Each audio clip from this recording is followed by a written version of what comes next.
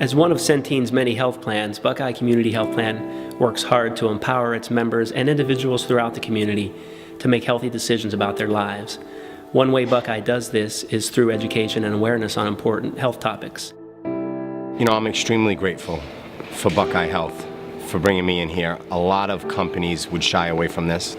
A lot of communities shy away from this. So for Buckeye Health to step up and get this message out in front of kids in their community, it's a statement on who they are and what they're all about. I think when you come into these type of discussions and presenting in front of kids or athletes, they think it's the drug talk. But at the end of the day, it's really the soul talk. It's the self-esteem talk. It's the self-worth talk. It's kids not being able to be themselves and relying on substances to get them through.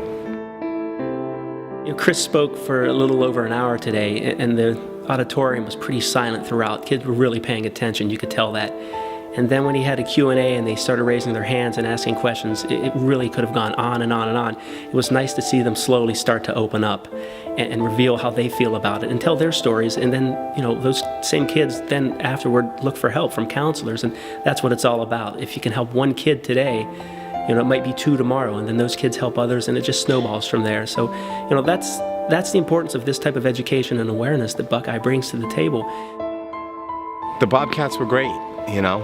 They were very engaged. The questions that came through was sincere. You're not going to get every kid, you know, but you can plant the seed. You know, there's a kid in that auditorium that might wake up at 24 and really struggling in life and say, I had a speaker who really struggled in life when I was in high school and he made it out.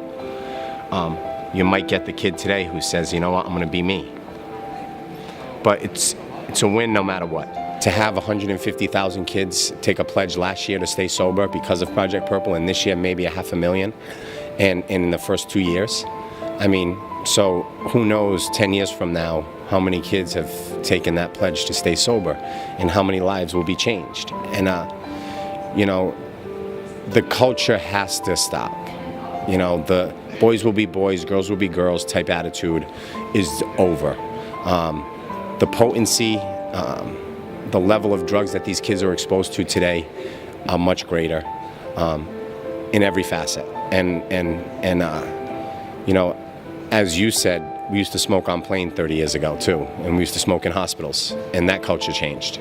So why hasn't this culture changed? 30 million people suffering from addiction in this country. Something has to change.